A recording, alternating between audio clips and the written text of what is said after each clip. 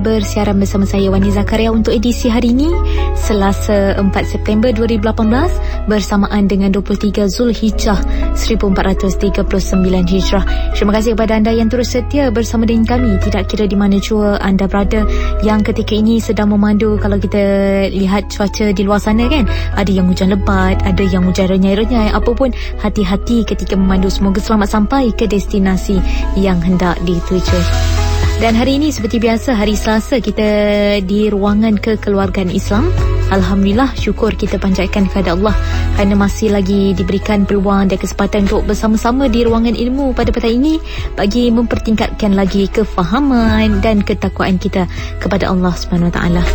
Alhamdulillah, hari ini bertemankan saya Wani dalam segmen Selekta dan kita bersama dengan Dr. Hafizah Mustaqim, yang akan menemani kita, yang merupakan pakar motivasi keluarga yang menemani anda di ruangan Selekta ketika ini dan selama 1 jam. Jadi kepada anda yang ada sebarang persoalan kan, boleh ajukan menerusi WhatsApp Kelantan FM 0111439730 ataupun anda boleh terus je hubungi kami menerusi talian mesra 0977433858 atau 0974888630. Dan pada petang ini seperti biasa, 3 minggu berturut Alhamdulillah kita bersama dengan Dr. Hafizah dan hari ini berkongsikan dengan kita dengan tajuk kerukunan dalam rumah tangga. Terima kasih kepada anda yang sentiasa menantikan setiap petang doktor, menantikan di ruangan agama pada petang ini. Jadi jangan segan-sila untuk menanyakan sebarang persoalan menerusi interaktif kami di ruang udara Radio Malaysia Kelantan FM. Doktor sihat Alhamdulillah hari ini. Alhamdulillah, nampak ceria doktor hari ini. Walaupun cuaca kita sejuk kan petang ini, tapi Alhamdulillah sama-sama menikmati makan petang dan sebagainya. Terima kasih pada anda yang menantikan ruangan agama pada petang ini. Jadi Doktor, silakan dengan topik kita hari ini tentang kerukunan dalam rumah tangga. Bismillahirrahmanirrahim. Alhamdulillahirabbil alamin. Innal hamdalillahi nahmaduhu wa nasta'inuhu wa nastaghfiruh wa na'udzu billahi min syururi anfusina wa min sayyiati a'malina. May yahdihillahu fala mudhillalah wa may yudlil fala hadiyalah. Asyhadu an la ilaha illallah wa asyhadu anna Muhammadan abduhu wa rasuluh. Allahumma salli ala Muhammad wa ala ali Sayyidina Muhammad. Assalamualaikum warahmatullahi wabarakatuh. DJ Wani, penerbit Hajah Nik Nuraini, adik kakak, tuan-tuan, puan-puan, sidang pendengar Radio Kelantan FM di petang Selasa. Alhamdulillah, saya rasa amat bersyukur tuan-tuan dan puan-puan. Dan kita semua memang wajar bersyukur kerana memang kita perlukan hidayah serta taufik daripada Allah Subhanahu Wa Taala. Jadi petang-petang ni marilah kita sama-sama meminta hati kita dilapangkan dada oleh Allah Subhanahu Wa Taala supaya kita dapat menyediakan diri kita untuk taufik daripada Allah, yang mana apabila Allah tu sayang kepada kita, memberi taufik kepada kita, maka pertamanya kita akan ditunjukkan jalan untuk kenal Allah. Keduanya, bila kita kenal Allah, maka kita akan mahu beramal, melakukan amal-amal yang ditentukan atau disuruh oleh Allah. Dan yang ketiga, insya-Allah kita akan timbul satu rasa ghirah, dipanggil rasa runsing, rasa cemburu kalau kita melihat ahli keluarga kita, anak kita, isteri kita atau suami kita yang mungkin sedikit jauh daripada Allah.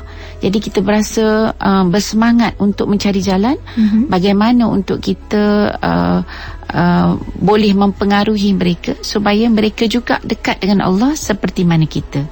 Jadi insya-Allah kita masih berbincang dalam topik kerukunan rumah tangga, di mana boleh kita katakan bahawa keluarga yang kita nak bina ini adalah satu keluarga samara, sebagaimana yang difirman Allah sebagai tanda kuasa dia, wa min ayatihi an khalaqalakum min anfusikum azwaja litaskunu ilaiha wa ja'ala bainakum mawaddata wa rahmah. Yang mana dalam ayat ini Allah menyebutkan bahawa salah satu tanda kuasa dia adalah dijadikan untuk kita pasangan macam kita juga. Untuk apa? Supaya kita berasa tenang, berasa sakinah, tenteram kepadanya. Dan kemudian dijadikan di kalangan kita ni perasaan mawaddah, iaitu kasih sayang, biasanya daripada sudut fizikal, dan juga rahmah, iaitu perasaan yang mendalam sehingga menimbulkan belas kasihan terhadap pasangan kita. Jadi insya-Allah kita masih membincangkan 7 prinsip nak capai kerukunan dalam rumah tangga, di mana minggu lepas 2 minggu yang lepas kita bincang 4 daripada 7 ini, iaitu takwa dan cinta ilahi itu mendasari cinta kita kepada pasangan. Kedua, untuk rukun kita kena masing-masing menunaikan tanggungjawab kita sesempurna yang mungkin. Dan yang ketiga, kita kena berusaha untuk kenal betul-betul secara mendalam pasangan kita. Dan yang keempatnya, kita kena berusaha membina dan mengeratkan hubungan kasih di antara kita. Jadi insya-Allah Wani, kali ini dalam ruangan Selekta keluarga Islam ini, kali ini sebagai sambungan saya nak pergi kepada faktor yang kelima atau prinsip yang kelima, iaitu bagi pasangan yang mahu rukun dalam rumah tangganya, dia mestilah berusaha untuk merapatkan hubungan dan mengurangkan jurang antara pasangan. Jadi dalam sudut ini, apa maksud saya dalam merapatkan hubungan? Iaitu ciri yang utamanya adalah dalam bila kita nak merapatkan hubungan antara kita, kita mestilah mengizinkan pasangan kita tu mempengaruhi kita. Jadi bila nanti satu pasangan tu berkahwin, maka sebenarnya ia adalah pertemuan dua insan yang berbeza. Jadi kajian banyak menunjukkan bahawa terutamanya bagi suami yang mengizinkan isterinya tu memberi pengaruh ke atas dia, maka dia akan lebih berjaya dalam hidup, sama ada hidup personal dia ataupun dalam kerjaya dia. Jadi apa maksudnya ni adalah pasangan tu bila kita duduk sekali ni, dia tak boleh, kita kena berbeza daripada masa kita duduk sorang. Right? Bila kita duduk berdua ni, kemudian beranak pinak dan sebagainya, kita kena belajar hidup dan menerima pengaruh daripada terutama pasangan kita. Mengizinkan pengaruh ni sama ada dalam perkara yang kecil seperti pakaian, penampilan, molek kedok mah habis pakai lagu ni, sehinggalah kepada perkara yang besar, pengurusan keuangan, pemilihan kerjaya contohnya. Jadi ini akan dengan sendirinya merapatkan hubungan antara kita. Keduanya tadi menerima dipanggil pengaruh daripada pasangan. Keduanya adalah kita kena berusaha masuk alik pasangan kita. Jadi kita bukan orang, memang kita individu berbeza, tapi bila dalam perkahwinan ni, moleknya kita berusaha untuk memahami pasangan kita dan dalam banyak keadaan atau dalam tiap-tiap keadaan masuk alik pasangan kita. Saya bagi contoh. Ni petang-petang balik kerja, mungkin masih dalam kereta lagi. Isteri pun masuk dalam kereta masih cetung dah. Jadi suami ni memahami tu, dia faham dan tanya, apa ni? Jadi isteri pun bukalah ceritakan bagaimana dimarahi bos dan sebagainya. Jadi pasangan yang memahami ni, dia masuk alik isteri dia tu, dia faham dulu. Ya ke apa? Tak patut betul dia marahlah kata. Nampak? Jadi kita sebenarnya dalam situasi begitu, wahai para suami sekalian, kita ada 3 pilihan. Sama ada tadi masuk alik pasangan kita ataupun tak masuk alik dia. Dan yang ketiga lagi teruk adalah masuk alik boh tu pula. Jadi contoh, dimarahi oleh boh, dia pun kata, tak pomo ni tak dengar kata boh. Jadi dia pula mengapi-apikan keadaan. Sedangkan ketika itu apa yang diperlukan oleh seorang isteri adalah telinga yang mendengar. Dan dia yang akan, walaupun mungkin salah tu salah isteri pun, kan, mungkin melawan bos dan sebagainya, suami ni pun bos juga. Jadi dia pun kata, itulah apa lawan bosnya. Tetapi ketika itu dia sebenarnya nak seseorang yang memahami dan masuk aja alik dia. Jadi dalam hal ni, bila masuk alik pasangan ni, kita sebenarnya tengah membina satu kepercayaan. Satu sistem kepercayaan bahawa tak kiralah suami pun macam tu, isteri pun macam tu, bahawa dia mempunyai orang yang boleh menyokong dia dalam susah dan senang. Dan ini sebenarnya dia memerlukan satu jiwa yang besar lah, terutama bagi orang yang bila kecek nak menesok mu. Sebab nak masuk alik seseorang tu, dia kena merendahkan diri dia dan memahami situasi yang berlaku kepada pasangan tersebut. Dan menariknya Wani dalam hal ni, bila kita kaji pasangan yang berjaya, orang yang berjaya ni tak semestinya dia tak ada konflik. Dan orang yang kemudian bercerai-berai, kita dapati bahawa bagi pasangan yang berjaya, 80% ada ciri dia masuk alik pasangan dia. berbanding dengan 30% pasangan yang tak berjaya cerai berai ni yang ada tanda dia tu masalah pasangan. Maknanya dia asyik nak berlawan je dengan pasangan. Dan ini ada kaitan jugalah dengan pembinaan bank emosi yang kita kecek minggu lepas tu. Yang mana bila kita ni merapatkan hubungan super ni, sebenarnya dia mengelahirkan satu kesepakatan sebenarnya.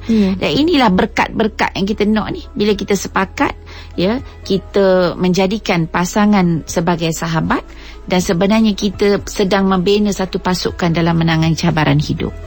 Jadi 1, 2, 3 dan 4, ya, ini merupakan asas dalam kita membina satu pasangan yang kukuh. Ya, yang mana pasangan ni ialah kahwin ni bukan sahaja tentang melaksanakan tanggungjawab, tapi dia lebih daripada tu. Ya, kita mahukan satu pasangan bila dia kukuh ni, dia umpama sahabat lebih daripada sahabat karib. Dan bila sahabat karib ni, kita tak kecek koksir pada sahabat kita. Kita akan jaga hati. Tetapi kita dapati bila pasangan-pasangan kita tidak mendapat maklumat ataupun tidak dapat ilmu yang sebenar, dia kecek koksir sebab dia berasa kalau suami, dia berasa isteri dia tu hak dia. Ikut dia nak kecek lagu mana. Nampak tak dia punya psycho tu. Tetapi kalau kita membina kehidupan kita ni nak rukun tadi, maka kita perlulah ada ilmu bagaimana untuk kita merapatkan hubungan dan menyempitkan jurang antara kita. Jadi itu nombor 5, ya, Wani. Kemudian nombor 6. Nombor 6 ni paling penting, ya, kerana alangkah lidah lagi tergigit apatah lagi suami isteri. Ya, ada pepatah juga mengatakan tidak ada bumi yang tidak ditipu hujan. Macam hari inilah semua hujan kan, walaupun renyai atau hujan lebat dan sebagainya. Ini sebagai kiasan sebenarnya bahawa rumah tangga ni, ya, bila kita aku terima nikahnya tu, ada orang yang mengatakan bahawa kita sebenarnya sedang sign kontrak untuk baloh sepanjang hidup. Sebab tidak semua benda yang kita akan sama pendapat. Ya, sebab apa macam tu? Kerana kita dilahirkan berbeza. Wani akan berbeza nanti dengan pasangan. Saya juga datang daripada latar belakang yang berbeza daripada suami saya. Okay. Jadi bila dikaji-kaji, ya, masalah atau konflik, ya, sebab yang kita nak sebut kaedah yang ke-6 atau prinsip yang ke-6 ini adalah tangani konflik atau perbalahan secara bijaksana. Sebab konflik atau baloh ni dia tak boleh lari dah. Malah ada yang mengatakan baloh ni penting sebab lepas baloh akan makin rapat. Cuma perbalahan ni boleh kita bahagikan, atau konflik ni kita boleh bagi kepada ada masalah yang boleh selesai. Ada pula perbezaan pendapat yang begitu mendalam yang memang tak boleh selesai. So agak-agak tuan-tuan dan puan-puan pendengar yang saya kasih di luar sana, daripada pengalaman kita, antara perbalahan ataupun konflik yang boleh kita lelesah dengan hak tak boleh kita lelesah, agaknya berapa peratus? Katalah ada 10 masalah yang kita sedang hadapi, agak-agak berapa yang kita boleh selesaikan? Agak Wani berapa? Daripada 10, berapa lelesah? Cuba tekalah. Puan-puan kat luar tu boleh teka jugalah dengan saya, kan? Berapa agaknya boleh lelesah? Depends on pembawakan jugalah, mungkin 8 kot. Tu bagus rating Wani tu. Puan-puan berapa? Ya. Sebenar-benarnya bila orang buat kajian Wani, tentulah dia berbeza-beza. Kalau perbalahan konflik kecil boleh lesah, kan? Jadi kita dapati bahawa masalah yang boleh diselesaikan tu hanyalah lebih kurang 31%. Okey. Yang boleh lesah. Yang bahawa saya sama pendapat dengan Wani. Nanti saya boleh sama pendapat dengan suami. Sebenarnya 69% masuk dalam kategori masalah yang sampai ke sudah kucing bertanduk pun kita takkan serupa pendapat. Okey. Ya. Tak semestinya benda tu tak baik. Sebab hakikatnya kerana kita adalah individu yang unik. Kita berbeza. Latar belakang berbeza. Pertama kita perempuan, dia lelaki. Itu pun dah merupakan satu perbezaan. Cara kita mikir lain dah. Mak dia bawa dia lain pembawakan dia, ya. Latar belakang kita duduk kota, mungkin dia duduk datang daripada kampung, atau kita datang daripada pucuk Pulau Condong, dia mari daripada kota besar contohnya. Ini pun akan membawa satu perbezaan pendapat. Jadi apa yang perlu kita lakukan, ya? Saya bila dengar perkara ni, saya rasa lega. Sebab kita kita panggil orang yang belajar kan, mak kita ngaji sampai ke college, sampai universiti, mesti kita ada pemikiran kita sendiri. Jadi kalau semua nak ikut dalam konteks ini bukan taat, tak dengar kata suami, tetapi kita ada perbezaan pendapat. Maka bagaimana kita selesaikan adalah bagi masalah-masalah yang kita boleh selesaikan. Biasanya ini jangka pendek lah. Masalah mungkin nak hantar anak sekolah mana, ataupun esok nak bawa bekal apa, nak beli baju lagu mana. Ini masalah-masalah boleh selesai dengan mudah. Jadi biasanya ia dibincangkan dan diselesaikan. Dan bagi saya, terutama bagi isteri lah bagi masalah yang tidak mendasar sangat ni, bukan pasal akidah, bukan masalah yang besar-besar tu, kadang-kadang contohlah saya selalu ada masalah pemanduan contohnya. Seorang isteri, dia kalau drive, contohnya dia nak drive laju sebab dia kata cepat. Dapat pula suami yang mungkin nak slow and steady. Betul? Boleh jadi balah juga tu. Jadi kalau saya dalam kekeh macam tu yang tidak melibatkan perkara besar, ikutlah suami tu. Right? Mengalah lah. Dan mengalah bukan bermaksud kalah kan. Nampak tak? Dan bagi masalah yang rumit, tanganilah dengan penuh hikmah. Berbeza pendapat ini biasanya ada rahmah dia. Contohnya, dapat seorang isteri yang pendiam. Yang bila orang pendiam ni balik kerja, dia nak duduk dia dapat suami yang peramah, suka nak pergi panjat gunung dan sebagainya. Dia extrovert contohnya. Bagaimana kita adaptasi? Dan biasanya jalan yang terbaik adalah jalan kompromi.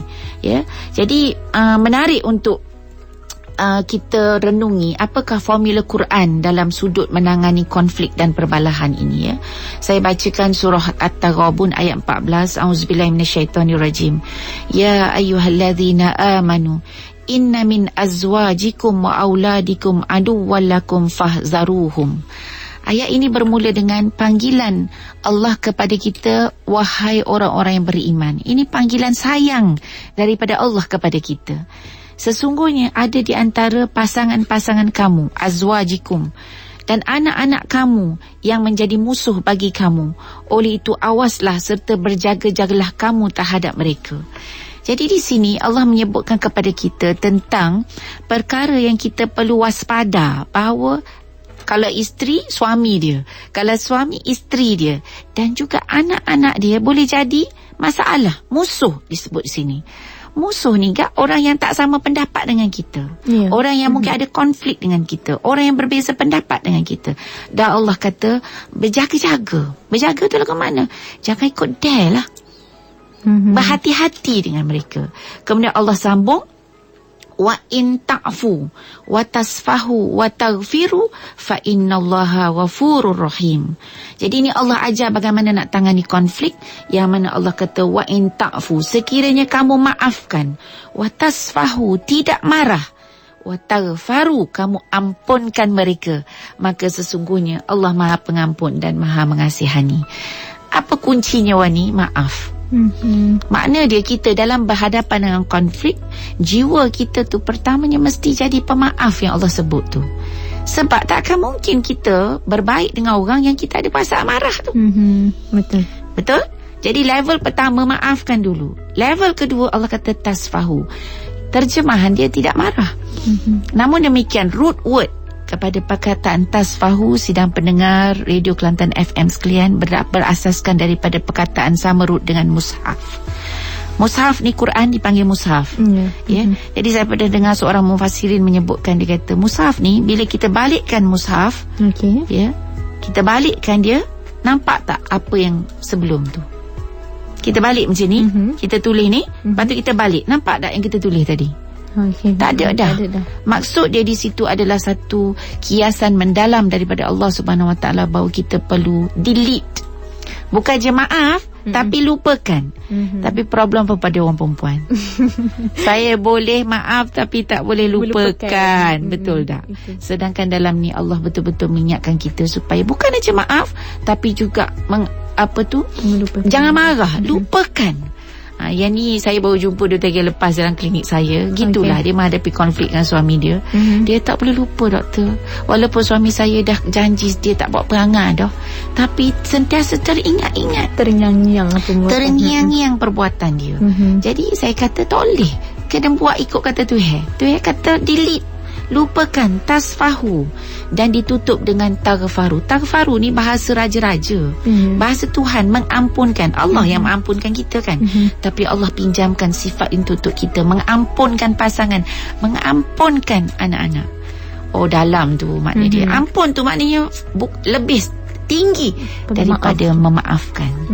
Jadi ni ya, apa tuan-tuan dan puan-puan, dan ayat seterusnya daripada surah At-Taghabun tuan ni, Allah kata innama amwalukum wa auladukum fitnah wallahu indahu ajrun azim. Sesungguhnya harta benda kamu dan anak-anak kamu hanyalah ujian. Saya kata dekat yang datang jumpa saya dekat klinik 2-3 hari lepas, ujian untuk kita lah. Jadi kalau kita boleh keluar daripada tubuh kita, tengok bahawa ini sebenarnya Allah uji kita. Kita ni apalah sangat nak, ya saya tak ampun sampai, ataupun saya maaf tapi saya takkan lupa sampai bila-bila.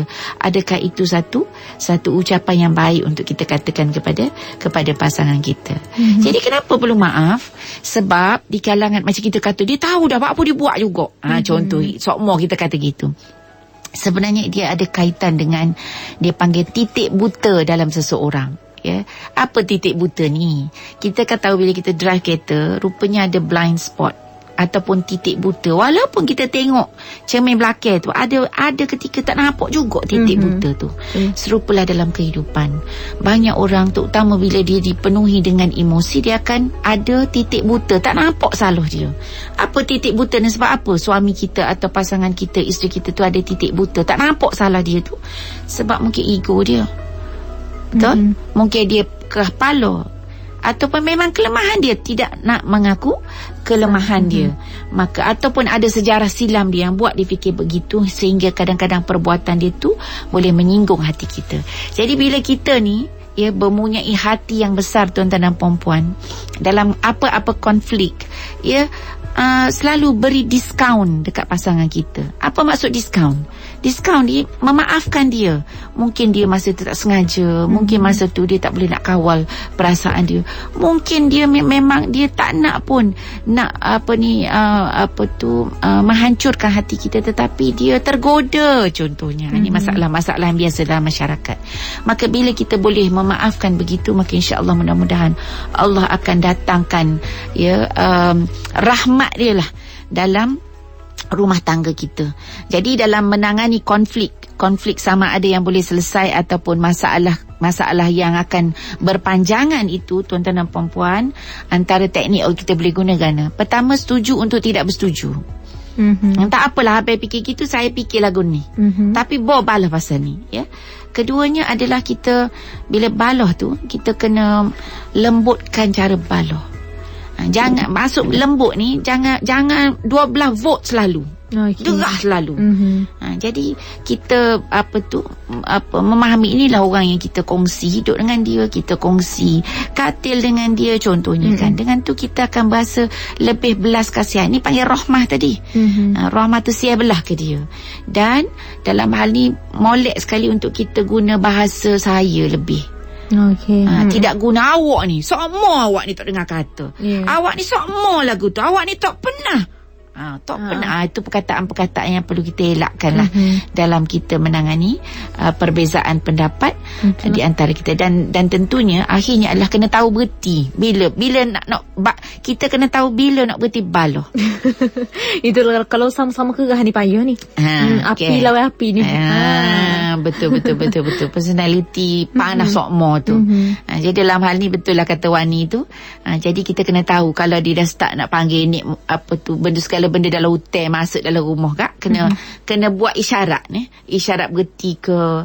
Ada orang dia bila baloh kuat dengan lelaki dia tu kak, dia pun jelek lidah, lesar dah, maknanya berhenti dah tu, kena berhenti. Dan bagi saya, pengalaman saya yang sedikit ini, kita dapati orang lelaki paling tak boleh nak menahan emosi dia. Jadi bila baloh terutama dapat isteri macam lawyer, tidak lawyer tapi kecek macam lawyer tu, bila baloh kecek mau aku dan sebagainya, maka ramai juga suami yang akan meninggalkan tempat tu. Jadi dalam situasi ini, isteri kena tahu bahawa dia lebih hak dah tu. Dia kecek tak jaga tu sampai tu lelaki tak usah dengar dah. Jadi biarkan dia pergi dulu. Banyak isteri ni ataupun banyak orang pasangan ni, dia kata sudah lagi, turut lagi. Bila turut lagi itulah kadang-kadang dia sampai tahap dia tak boleh nak kawal perasaan, angkat tangan dan sebagainya. Saya kecek lagu ni tuan-tuan dan puan-puan. Saya tidak setuju langsung apa pun keadaan bagi suami angkat tangan pukul bini dia. Jadi suami pun kena pandai kawal perasaan.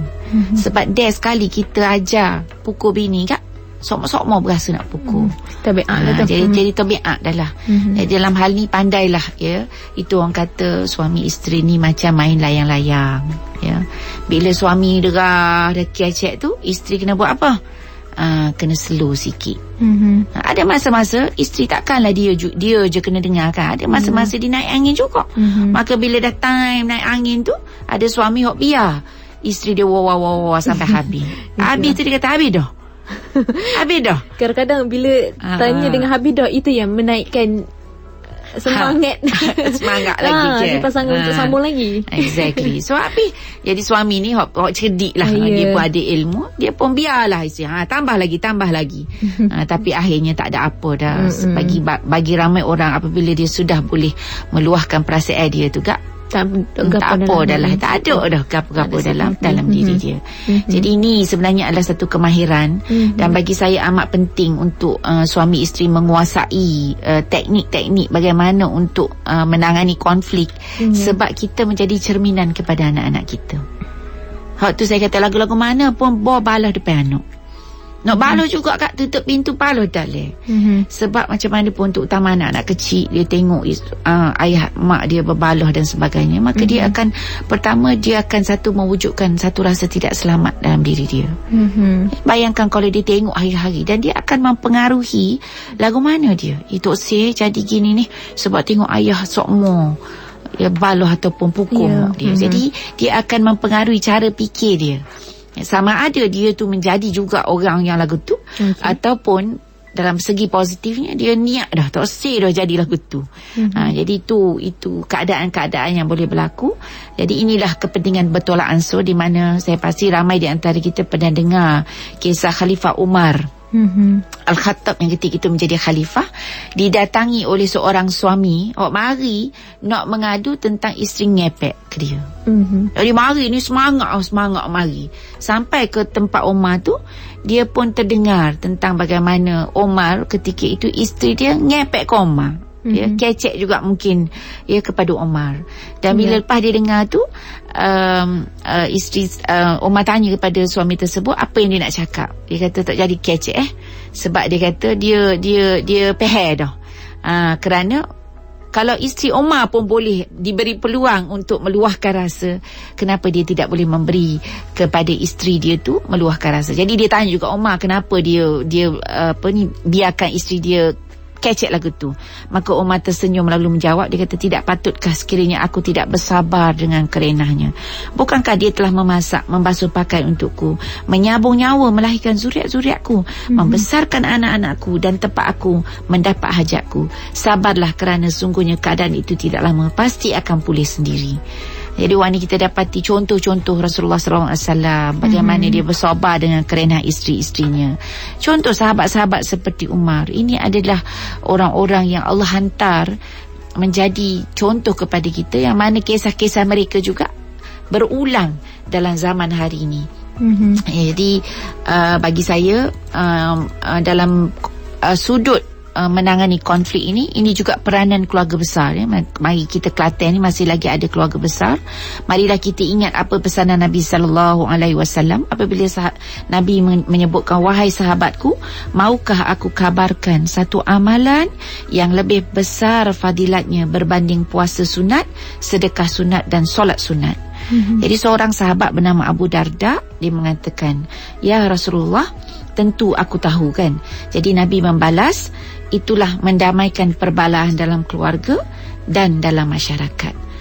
Jadi kemudian Nabi sambung, dia kata, kerosakan dalam hubungan rumah tangga, kaum kerabat dan organisasi masyarakat akan menghakis ketaatan dalam agama. Jadi di sini Rasulullah SAW menunjukkan kepada kita tuan-tuan dan puan-puan, adik kakak sekalian, pentingnya untuk kita mewujudkan satu rumah tangga yang harmoni. Dan untuk nampak daripada sini bahawa rumah tangga yang harmoni itu bukan rumah tangga yang tak ada baloh. Dia ada, tapi dia retilah ke mana nak baloh. Perbalahan itu tidak sampai menghakis ke hormatan dia. Contohnya seorang isteri tak menghakis kehormatan dia dekat suami dia. Cuma jangan sampai tadilah baloh sampai tak khabar. Baloh sampai orang panggil masuk setel lah. Khabar tak khabar lah tu. Tak khabar dah lah. Sebabnya kita bila nak, contohnya nak hukum anak, tak boleh masa marah.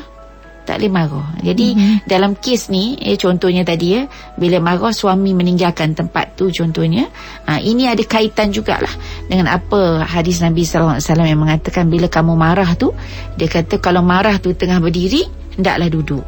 Kalau marah tu tengah duduk, baring. Kalau baring juga marah juga, kena pergi buat benda lain lah, ambil air semayang dan sebagainya. Sebab marah itu daripada api, dan api daripada syaitan kan.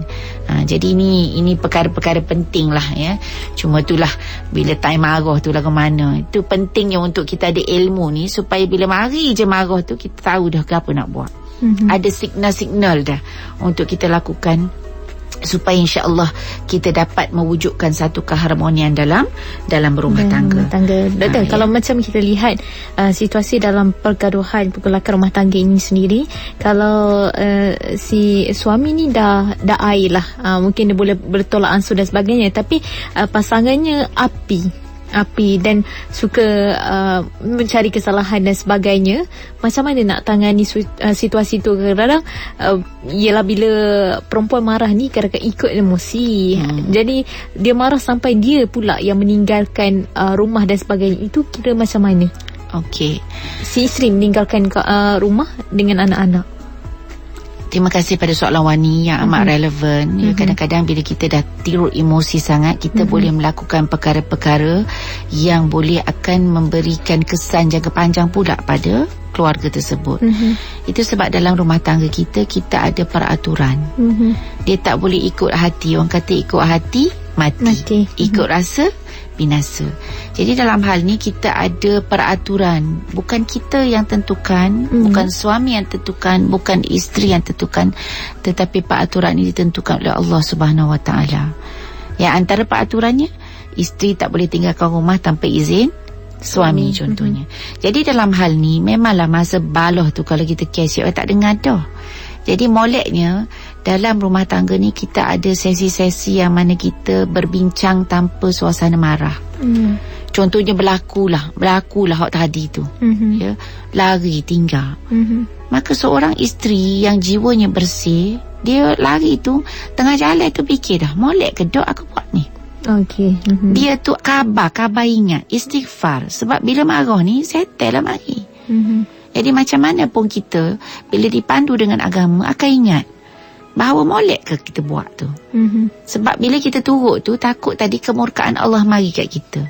Hak tu terutamanya bila kita kalau doa pengantin kan. Doa pengantin berbunyi barakallahu lakuma wa baraka alaikuma wa jama'a bainakuma fi khair. Apa maksud dia? Semoga Allah memberkati kamu. Kemudian yang kedua, semoga Allah memberkati ke atas kamu. Ada dua kali kita doa diberkat. Jadi ulama kata, berkat yang pertama tu kita doakan pengantin tu supaya dia mendapat barakah dalam perkara-perkara yang positif. Rezeki, semua kebahagiaan. Tapi doa berkat yang kedua adalah dia juga kita doakan dapat berkat ketika benda negatif berlaku. Macam baloh tadi. Kita minta Allah ilhamkan kat dia tak molek lagu ni. Jadi dalam sudut ini, tentu itu sebab antara tanggungjawab suami adalah mendidik isteri. Jadi dia tu kena up one knowledge.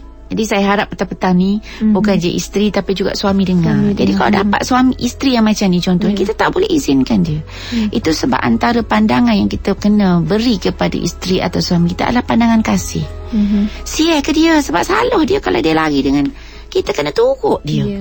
Bila time marah kita dah reda sikit, kita kena panggil dia, kena jemput dia. Sebab kau tidak jatuh atas kita. Buat apa untuk didik isteri kamu sampai dia buat maksiat macam ni? Maksiat lah tu. Tinggal suami dalam keadaan suami tak redha.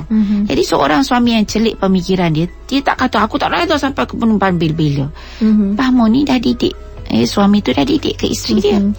Itulah yang kita melihat situasi kadang-kadang bila pasangan suami isteri ada yang air, ada yang api dan sebagainya. Kita melihat itulah kadang-kadang bila perempuan mungkin boleh dikatakan quick control dan sebagainya, laki macam mengikut dan sebagainya. Itu yang berlaku kadang-kadang kalau kita lihat. Betul.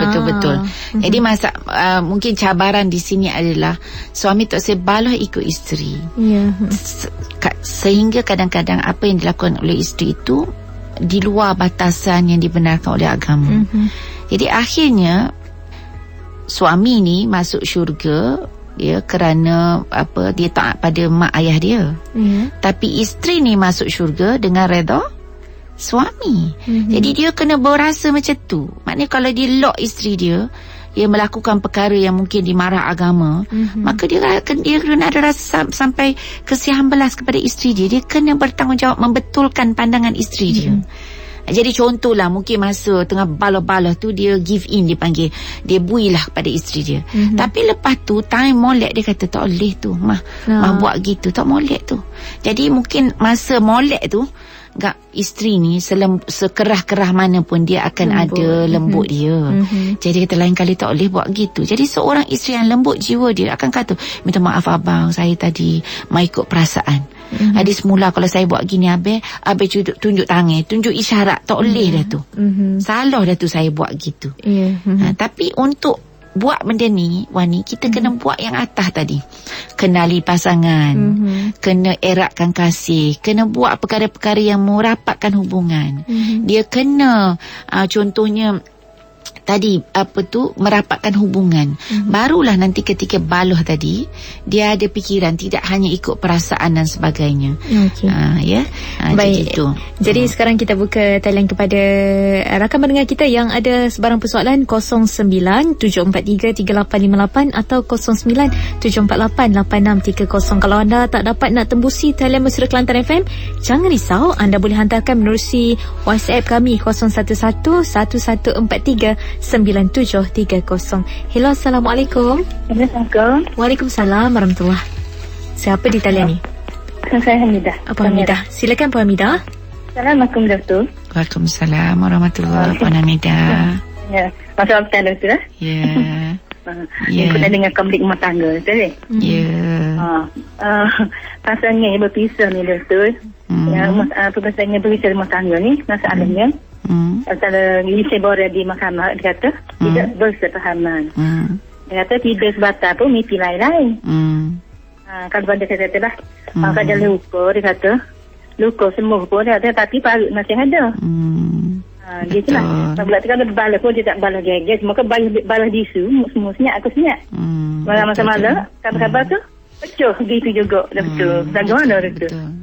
Dengar dia. Terima kasih. Waalaikumsalam warahmatullahi. Terima kasih pada Puan Hamidah yang mengajukan soalan yang begitu tepat dan relevan. Dan sebenarnya ramai je yang menghadapi masalah macam ni. Tak sebaloh jadi akhirnya senyap. Tapi itu dia masuk dalam diam membisu. Dan ini sebenarnya amat toksik kepada perhubungan. Kita dapati orang dia tak boleh nak kecek, jadi dia terbuku dalam hati tu. Sebenarnya ketika terbuku tu jantung dia berdegup lebih daripada 100. Dia tu tak boleh nak kecek tu. Sebenarnya penderitaan dalaman tu lebih dalam lagi. Sehingga akhirnya bila maknanya akhirnya mungkin dia duduk sekali tu tunggu anak habis belajar ke, dan akhirnya bercerai-berai. Itu yang bahaya juga. Itu yang bahayalah. Jadi dia membisu ni, dia membatu untuk cara tu dalam mengeratkan hubungan tadi. Sebenarnya antaranya adalah kita kena sentiasa merespon kepada apa yang pasangan kita lakukan. Contohnya, contoh kita tengah balik ni kan, balik masing-masing layan fikiran. Tiba-tiba isteri kita kata, comel lah rumah tu, tak tengok naik dah rumah tu. Jadi seorang suami yang merespon kepada isterinya, walaupun dia kata tu padai dah, ada connection. Sebab bila balah ni, terutama bila balah senyap, duduk sekali tapi tak ada connection. Dan ini sebenarnya racun dalam perhubungan. Itu sebab kita cerita pasal konflik tadi. Walaupun ada konflik yang tak boleh selesai, tapi dia kena dibincangkan. Dia tak boleh letak bawah tikar. Sebab lama-lama susuk bawah tikar, dia membukit dan akhirnya jadi gunung berapi dan meletus. Itulah pendam, itulah yang suka. Sebenarnya. Jadi Puan Hamidah, saya yang dah jadi apa nak buat kan. Tetapi yang belum jadi kepada pasangan baru, kepada pasangan lama, carilah jalan untuk penyelesaian. Selesai ni tak semestinya sama pendapat. Mungkin kita masih boleh berbeza pandangan, tetapi kita boleh berbincang tentang perkara itu. Dan sebelum berbincang, kena buat syarat-syarat. Okey, bincang ni tak boleh sampai tahap kata mengata, huduh-menghuduh, mengkritik dan sebagainya, menyindir-nyindir, nyanyi dan sebagainya. Tak si lagu tu. Kalau berbincang tapi tubik benda-benda lagu tu, kita berhenti bincang pulak nanti bila kita boleh tenang. Ini syarat-syarat, ini kemahiran sebenarnya yang boleh kita lakukan. Sama ada itu sebab sekarang kita boleh buat kelas-kelas pun. Macam tadi nak kenal pasangan lagu mana. Dah kenal dah doktor, duduk lama. Dok nak kenal, dia kena tanya soalan. Sebab ada dalam benak pemikiran dia tu hok tak tubik kalau kita tak tanya contohnya kan. Step-step tu ya Puan Hamidah, dia kena buat 7 step ni untuk mengelakkan hok baloh sampai akhirnya bercerai-berai. Dan saya juga mengatakan kepada pasangan-pasangan yang baru terutama, saya kata sekarang ini terdapat banyak cara untuk kita mengekalkan perkahwinan. Tidak mesti berakhir dengan cerai. Maka kalau kita berhadapan dengan masalah yang mungkin tak boleh selesai, tanyalah pendapat, dapatkanlah idea. Cuma jangan sebar kat Facebook. Itu bahayalah. Laman sosial itu yang menjadi tempat utama untuk meluahkan kata-kata perasaan. Baru ni saya kata pada seorang, saya kata boleh tulis, sebab ni tak buat dah diary ni. Diary kat Facebook boleh publish, tapi publish it dengan dia panggil private. Dengan persendirian kan, ada private setting, jangan dibuka kepada semua. Bayangkan kalau kita tulis apa ada berlaku pada rumah tangga kita kepada umum dan pasangan kita tahu, itu akan retak tu akan belah, makin meregangkan lagi. Betul sangat. Okey, kita terus bersama dengan pemanggil kita yang seterusnya. Hello, Assalamualaikum. Waalaikumsalam. Iya, siapa di talian tu? Kak Soh ni, adik Rani. Oh, Kak Soh. Okey, silakan Kak Soh dengan soalannya. Assalamualaikum, Datuk. Waalaikumsalam warahmatullahi. Saya Dr. Hafiza. Apa dah kata? Sihat tak dah kata tu? Alhamdulillah. Kak Sah lagu mana? Alhamdulillah sihat, tapi kaki tak sihat. InsyaAllah, mudah-mudahan cepat baik. Mudah-mudahan cepat sembuh. Okey. Ya, soalannya. Ini dah kata. Macam cara-cara kita memang tidak menghindari kelakuan suami dan ataupun kita ni dah kata. Bagaimana cara kita nak menghindari perangai kita tu dah kata. Perangai uduh. Nak hindari perangai kita uduh tu. Hok kecek banyak, hok kecek kasar. Apa tu. Okey. Terima kasih Kak Sah. Waalaikumsalam. Terima kasih Kak Sah atas soalan tersebut. Jadi sebenar-benarnya untuk kita menghindari kelakuan, sebenarnya bagus soalan ni sebab Kak Sah bermula dengan diri dia sendiri. Kalau dia tanya macam nak hindari kelakuan suami tu berat sebab kita tak boleh kontrol suami. Tapi kalau dia kata hindari kelakuan diri buruk dia, maka alhamdulillah kita ada masa depan yang cerah. Dan ini bermula dengan celikkan dirilah. Kita kena tahu diri kita. Contohnya tiap kali baloh kita kena tengok. Kalau kita menganalisa dengan melihat apa salah suami, tunggu-tunggu nak kata salah suami, maka kita tak akan ke mana. Tapi kalau kita kata dalam perbalahan dia ada dua makna suami dan kita, maka kalau kita melihat apa peranan kita yang menerukkan lagi keadaan dan sebagainya, maka kita boleh berubahlah. Dan tentunya tadi bermula dengan kita meletakkan asas tadi, cinta kita pada suami kerana Allah. Jadi kita ni perangai contohnya merajuk, dia tak say nak bertolak ansur dan sebagainya tu, comel ke di sisi Allah? Kalau kita boleh letak lagu tu, maka kita akan menjadi orang yang kata sentiasa memperbaiki kesalahan kita, sentiasa bermaaf-maafan, maaf dulu kita. Dan untuk ini Wani, saya pergi kepada yang last kali untuk hari ni, iaitu prinsip yang ketujuh. Kita mestilah membina perkongsian hidup yang bermakna. Kita nikah dengan suami kita, duduk berapa tahun, 10 tahun, 3 tahun, 20 tahun, untuk apa sebenarnya? Beranak pinak saja ke? Memuaskan hawa nafsu kita sahaja ke? Ataupun di sana ada tujuan yang lebih besar? Jadi dalam sudut ini ada 4 perkara kita kena buat, dalam membina perkongsian hidup yang bermakna. Ini akan memberi makna kepada kehidupan kita. Hidup ni bukan saja untuk saya, tetapi untuk kami. Mungkin dalam setahun perkahwinan itu saya dan suami, tapi mungkin tahun kedua dah ada saya, suami dan anak-anak. Jadi apa makna keluarga ni? Untuk saya, suami dan anak-anak, untuk kami. Jadi bila kita, macam Kak Asah tadi, macam Kak Dah tadi, mikir kami, aku ni molek ke jenis perongoh lagu ni, aku ni molek ke sentiasa buruk sangka dekat suami contohnya, dan apa tu, maka dengan itu kita akan lebih peka dengan kehidupan. Dan bagaimana cara untuk membina perkongsian hidup ni adalah, pertama ialah berkongsi pemikiran tadi. Apa matlamat hidup kita? Of course kita yang beragama Islam, matlamat kita kerana Allah lah. Sesuai tak apa yang kita buat ni kerana Allah? Jadi kita akan melihat bila matlamat kita kerana Allah. Kalau kita mungkin solat cukup 5 waktu, kita nampak anak kita tak solat cukup 5 waktu, kita akan rasa amat cemburu dan rasa sungsing pada dia tu. Itu matlamat hidup. Maknanya kita berkongsi bukan aja matlamat hidup yang umum tadi, tetapi matlamat hidup yang khusus. Contohnya, ni penting untuk kita kecek kira ni. Adakah masa untuk kita bicara? Ada orang setahun sekali masa ulang tahun perkahwinan, tapi sebenarnya tak payah tunggulah. Sebulan sekali, masa sebelum tidur, kecek kira apa. Mungkin ada update daripada suami tentang falsafah hidup dia, matlamat hidup dia. Nombor 2, kita kena kongsi aktiviti dan amalan bersama. Dia tak boleh, apa amalan yang boleh kita kongsi? Makan bersama, solat bersama, betul, baca buku bersama. Ni hak tak bolehnya main phone bersama. Sebab bila main phone tunduk, memang takkan tak bersama. Komunikasi tu tak ada. Walaupun duduk sekali. Jadi dalam sudut ini memang ikut sunnah, makan bersama, terutama dalam dulang. Kalau boleh dalam dulang. Kalau tak biasalah dalam dulang tu pun duduk bersama. Sibuk doktor masing-masing gigi je pagi-pagi. Maka sekurang-kurangnya kita kata 1 hari sekali, mungkin masa makan malam mesti duduk sekali, panggil anak-anak. Wujudkan satu budaya dalam rumah tangga kita. Ada orang buat masa bersama dia adalah, dia sebelum tidur tu dah muka kahwin dah 20-30 tahun, dia urut kaki suami dia, suami urut kaki dia contohnya. Masa bersama tu, untuk masa tu lah kecek anak kita lagu mana.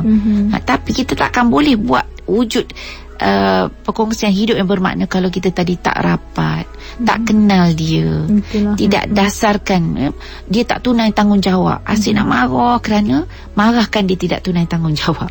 Jadi ketiga ni kena ada peranan yang kita kongsi lah. Perkongsian hidup yang bermakna ada makna ada perkongsian lah. Bicara siapa nak bayar bil apa contohnya. Apa pun cara tuan-tuan dan puan-puan, bagaimana kita mengurus keuangan keluarga, bagaimana kita mengurus rumah tangga kita, yang penting dia tidak ada kena lagu ni duk. Yang penting adalah persefahaman. Tadi tak ada persefahaman tu, kita kena bina daripada sekarang.